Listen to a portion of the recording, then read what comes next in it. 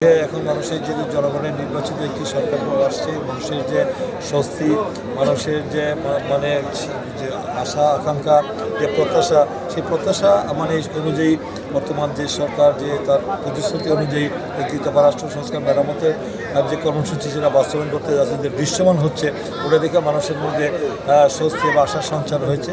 আশা করি যে আমাদের ঈদের আনন্দের সাথে আমাদের মানুষের যে মৌলিক যে বিষয়গুলি রয়েছে, যে গণতান্ত্রিক এবং সাংবিধানিক যে অধিকারগুলো রয়েছে, যেগুলো বাস্তবায়ন হতে শুরু করেছে, আশা করি যে মানুষের মধ্যে আনন্দ, উৎসব, স্বস্তি এবং শান্তিপূর্ণ পরিবেশ একটু বিরাজ করছে, সেটা আগামী দিনে অব্যাহত থাকবে। এই বর্তমান গণতান্ত্রিক সরকার, জনগণের নির্বাচিত এই সরকার, জনগণের যে আশা আকাঙ্ক্ষা প্রত্যাশা, মানুষের যে গণতান্ত্রিক অধিকার, আইনের শাসন, বিচার বিভাগের স্বাধীনতা, ন্যায় বিচার, মানবাধিকার, মতের স্বাধীনতা সহ একটি গণতান্ত্রিক সরকারের যে বৈশিষ্ট্যগুলি সবগুলি বাস্তবায়ন করবে এবং মানুষের কল্যাণে, মানুষের মঙ্গলে এই সরকার কাজ করে যাচ্ছে, আপনারা দেখেছেন।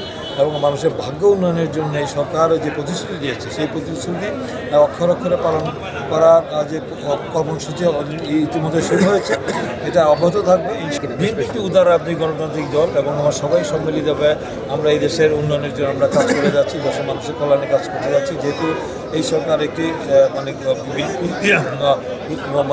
জনগণের সরকার, তাই জনগণের দল ও মত নির্বিশেষে, ধর্ম বর্ণ নির্বিশেষে সবাইকে নিয়ে রাষ্ট্র, বুঝছেন। তাই আমরা এই সবাইকে নিয়ে আমরা সুন্দর একটি সমাজ রাষ্ট্র নির্মাণ করতে চাই।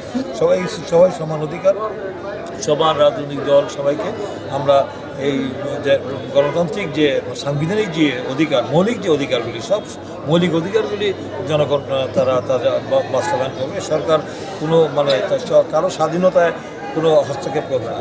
আমাদের সংবাদ প্রক্রিয়া থেকে শুরু করে, গণমাধ্যম থেকে শুরু করে, মানুষের যে মৌলিক অধিকার, আমাদের যে সাংবিধানিক অধিকারের ক্ষেত্রে সরকার কোনো বাধার সৃষ্টি হবে না। সরকার তাদের যার যেটুকু প্রাপ্য সেইটুকুই তারা করবে, সেই ব্যাপারে সরকার বদ্ধপরিকর। সরকার তার জনগণের কল্যাণে কাজ করবে। আমরা যে মানুষকে যে প্রতিশ্রুতি দিয়েছি একটি পররাষ্ট্র সংস্কার মেরামতের, সবগুলি অক্ষর অক্ষর এটা পালন। আমরা কোথায় এবং কাজের সাথে আমাদের মিল রয়েছে। আমরা মানুষের সাথে আমরা যা বলি তা করি। আমরা এই জন্য বলছেন যে করব কাজ গর্ব দেয় সবার আগে বাংলাদেশ, এটা তো আমাদের একটা স্লোগানই আছে। আমাদের নসুলির জনগণ এবং আমাদের নির্বাচন এলাকার সমস্ত জনগণকে আমি আমার পবিত্র ঈদুল ফিতর উপলক্ষে তাদের ধন্যবাদ জানাই, অভিনন্দন জানাই এবং ঈদ মোবারক। যেন আমাদের এই ঈদের যেন সবার জীবনে আমাদের বইয়ার সুখ, শান্তি, সমৃদ্ধি, সেটা আমাদের প্রত্যাশা। কেরাতের বাজার চিন্তা করবো দ্বিতীয় রাকাতে। তো মাসলাটা আমাদের সকলের খেয়ালে এসে গেছে ইনশাআল্লাহ। এখন আমরা নামাজ আল্লাহু আকবার।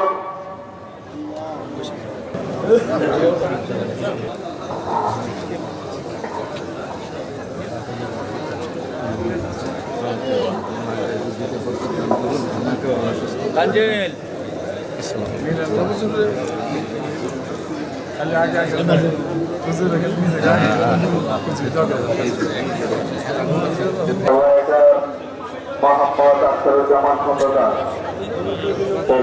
সবাইকে জানাই এই সভার